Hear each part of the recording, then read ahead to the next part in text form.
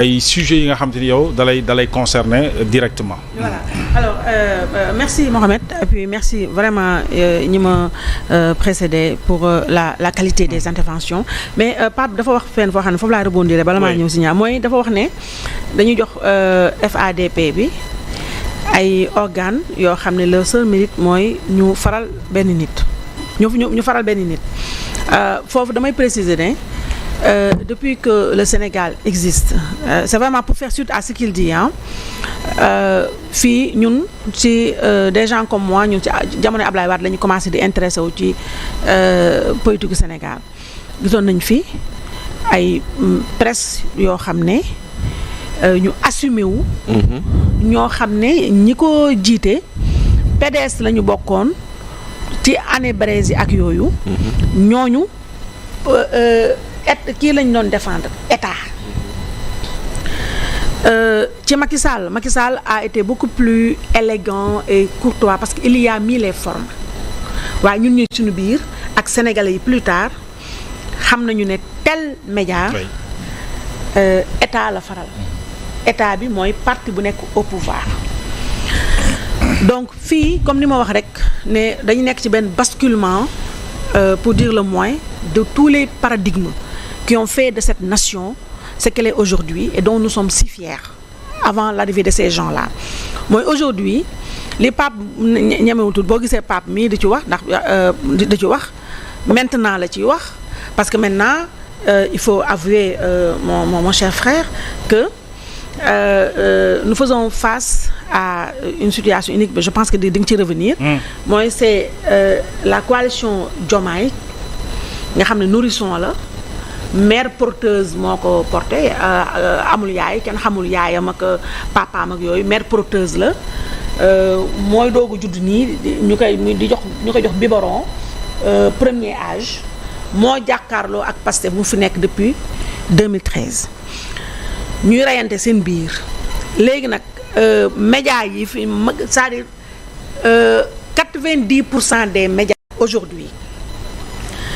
80% yi ce sont des médias yoo xam ne créés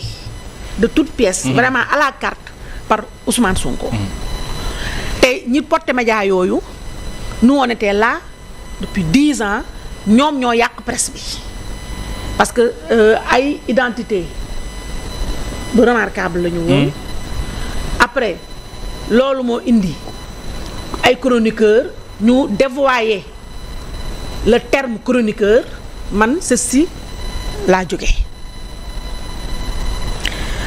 xam nañu lan mooy chronique qui est totalement différente de éditorial analyse etc reportage ak yooyu parce que présentation de journal ce sont des genres journalistiques absolument muy chronique ak édito il faut un certain nombre d'expérience expérience d'abord pour def ko boo xoolee jusqu'ici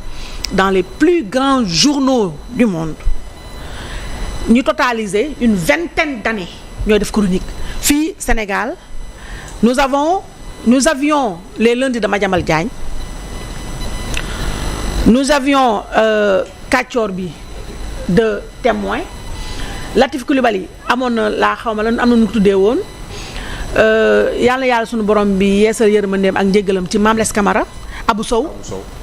aujourd'hui nous avons la chronique de l'improviste de moom tamit je le dis pour l'énerver je suis contente de le dire à la télé en direct elle va me tuer Henriette Niang Kandé ma meilleure amie c'est l'expression qu'elle boo xam ne qui va me valoir des coups de fouet la vieille voilà waaw man nag je l'appelle ma grande copine ma meilleure amie forever la chronique de l'improviste voilà et puis Henriette est une chronique elle est hebdo ou mensuelle donc parce que le journalisme je dis et je parle sous le contrôle de mes pères et de mes doyens dont le tonton Ibrahima Bakhoum qui me chicote tout le temps ak ñi ñuy seetaan je dis que le journalisme c'est un peu comme la médecine un peu comme la magistrature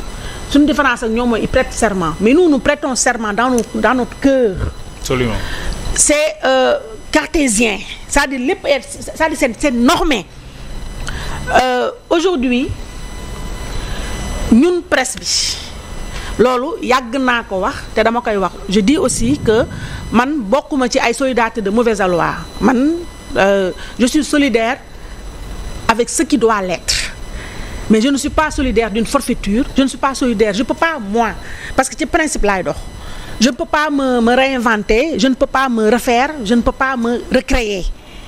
Ni ma yàlla bindee noonu laa mel, qui même me suivent, qu'on me déteste ou pas, honnêtement, c'est le cadet de mes soucis. Mais l'essentiel est que je dis des choses yi ma gëm. Ni ma koy waxee souvent moo dul baax, parce que ni ma ko xalaatee laa koy waxee.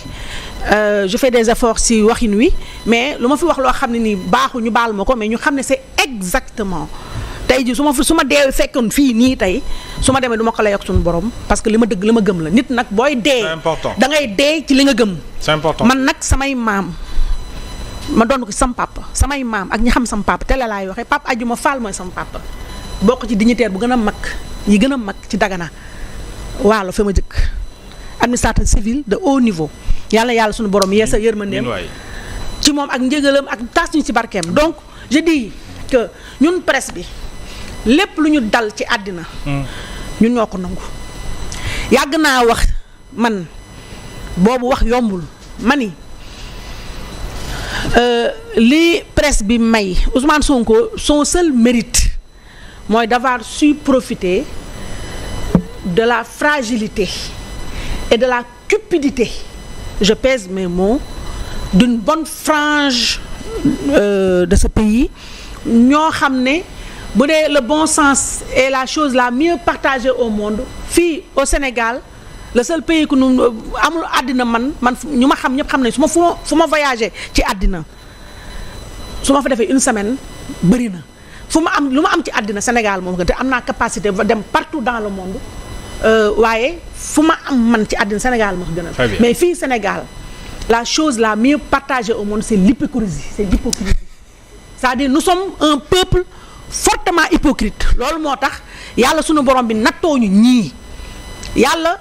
dafa mere Sénégal, sanctionner Sénégalais yi ci sunu hypocrisie, ci sunu ñàkk wax dëgg, ci sunu ñàkk gëm dëgg. Moo tax mu bàyyi ñii gouverner ñu, waaye sanctionner Ousmane Sonko, jël surgaam bu moom Ousmane Sonko bi mu gën a xeeb ci àddina muy Bassirou Diomaye Faye mu ne ko kii mooy sa njiit. Moo tax ñii di wax te man bokkuma ak ñii waxantu, man waxantuwuma, utuma buzz, defuma compétition révélation. Man déjà moo révèle am na ay mots yoo xam ne comme chronique ak révélation ci ère Ousmane Sonko laa ko bañee. Yooyu yëpp ci mais mooy man dama lu may wax je préfère dire renseignement parce que